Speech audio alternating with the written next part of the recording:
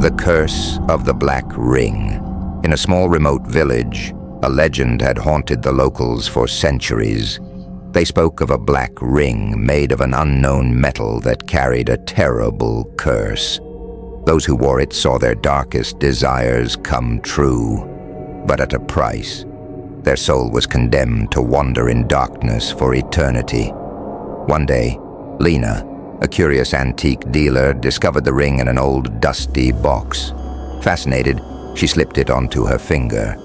From that moment, her life changed. Her business rivals mysteriously disappeared, and she became wealthy overnight. But shadows began to follow her. At night, she heard whispers in an unrecognizable language. A faceless figure appeared in her mirrors, inching closer each time. One night, she tried to remove the ring, but it seemed fused to her skin. The whispers turned to screams. By morning, her shop was found empty, as if she had never existed.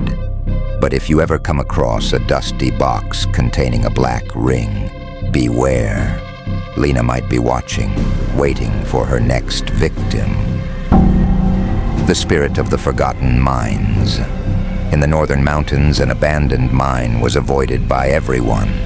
Former miners spoke of a vengeful spirit, that of a man named Elias, who died in a collapse caused by the greed of his co-workers. Mark, an amateur explorer, ignored the warnings and decided to venture into the mine. Inside, he found inscriptions carved into the rock. No one comes out alive. Thinking it was a joke, he continued until he reached a massive chamber. A rusty pickaxe was embedded in the ground, and voices seemed to whisper around him. When Mark touched the pickaxe, a piercing scream echoed through the mine, and a figure appeared. A gaunt man, his face covered in soot, with eyes glowing like embers. "Why are you here?" the spirit growled. Mark tried to run, but every tunnel seemed to lead him back to the same room. The next day, villagers found his helmet at the mine's entrance, filled with dust and blood. They say every time someone enters, Elias claims a new victim for his underground kingdom. The House of Whispers. At the end of a forgotten road stood a ruined house, surrounded by thorns. It was said to belong to a family that vanished under mysterious circumstances. Legend had it that anyone spending a night in the house would hear whispers coming from the walls. Clara and her group of friends decided to take on the challenge for Halloween. Armed with flashlights, they settled in the dusty living room. Everything seemed calm until they heard a child's laughter coming from upstairs.